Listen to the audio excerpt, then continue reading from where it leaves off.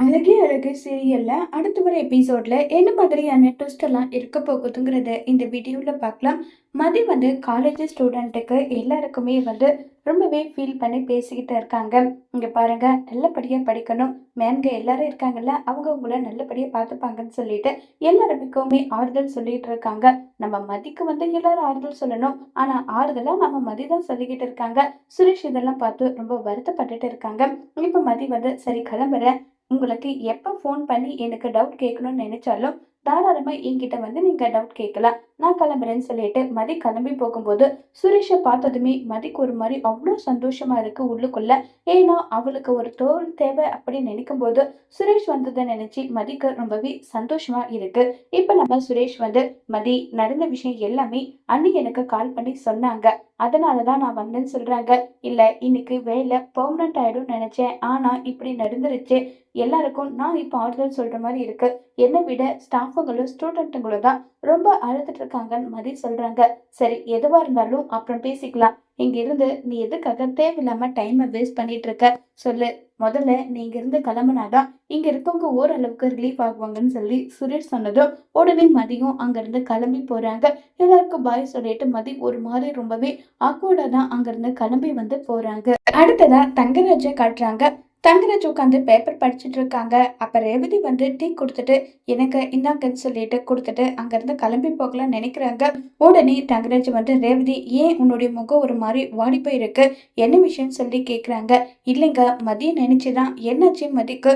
மதிக்கு என்ன நல்லா தானே இருக்கா? அவளை நினைச்சுதான் மத்தவங்க கவலைப்படணும். அவ போய் யாருக்காக கவலைப்பட போறா சொல்லுன்னு சொல்லி கேக்குறாங்க. இல்லைங்க, மதிக்கு வேலை போயிடுச்சாம். இந்த விஷயம் உங்களுக்கு தெரியுமா? என்ன சொல்ற? மதிக்கு வேலை போயிடுச்சா?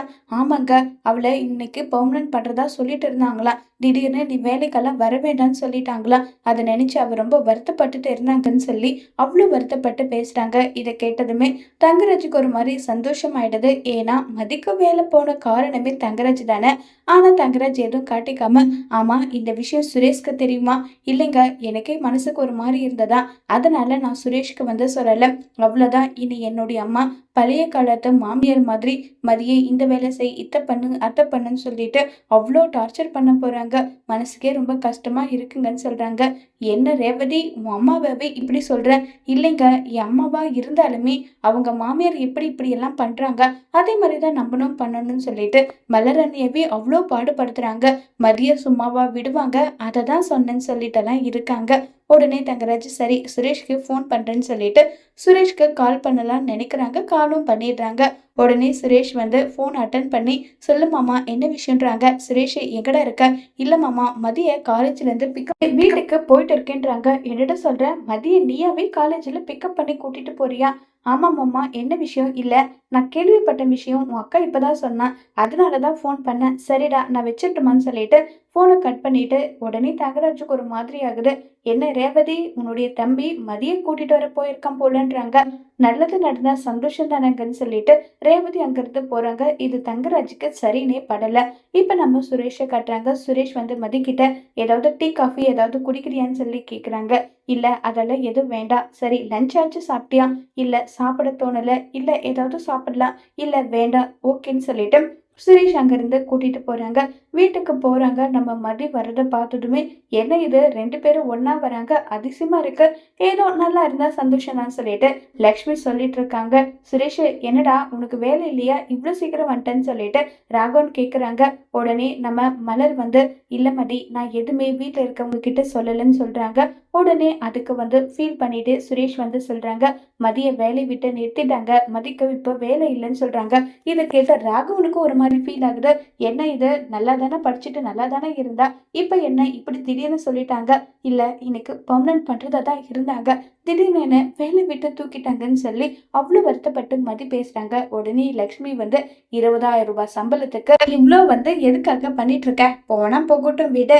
20,000 ரூபாய் சம்பளம் வாங்குறவ 1,00,000 ரூபாய் புடவைக்கு மேல வச்சிட்டு இருக்க மாட்டியா? எல்லாம் அதுதான் சொல்லிட்டு லக்ஷ்மி பேசிட்டு இருக்காங்க.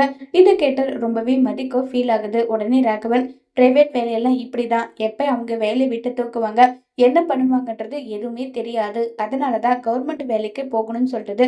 இனி கவர்மெண்ட் வேலையில எப்படியாவது வாங்கணும்னு சொல்லிட்டு கான்சன்ட்ரேஷன் பண்ணு சரியான்னு சொல்லிட்டு ராகவன் சொல்றாங்க. மதியம் சரின்னு சொல்லிட்டு உள்ள போயிடுறாங்க. இப்ப நம்ம லக்ஷ்மி மலர்கிட்ட கேக்குறாங்க. என்ன மலரு, விஷயம் எல்லாம் உனக்கு தெரிஞ்சிருக்கு, தெரிஞ்சும் தெரியாத மாதிரி இருக்கேன்னு சொல்றாங்க. அத்தை, தெரிஞ்சும் தெரியாத மாதிரி எல்லாம் இல்ல, எதுவா இருந்தாலும் மதி சொல்லட்டும்னு நான் இருந்தேன், வேற எதுவும் கிடையாது அத்தைன்னு சொல்றாங்க. ஏண்டி, இப்பயாவது அவ திமிரா இப்படியேதான் இருப்பாளா, இல்ல வீட்டுக்கு அடங்கி இருப்பாளா? இங்க பாருங்க அத்தை, வேலைக்கு போறதுனால ஒன்னும் யாரும் அப்படியெல்லாம் இருக்க மாட்டாங்க. மதியோட நேச்சர் அது, அவ அப்படிதான் இருப்பான்னு சொல்றாங்க. உடனே லக்ஷ்மி இந்த ஜென்மத்துல அவ யாருக்கும் எதுக்காகவும் அடங்கி போக மாட்டா போலன்னு சொல்லிட்டு லக்ஷ்மி அங்கிருந்து கிளம்பி போறாங்க. இப்ப நம்ம தங்கராஜ் வராங்க. தங்கராஜ் வந்ததுமே எல்லாருக்குமே ரொம்ப சந்தோஷமாயிடுது.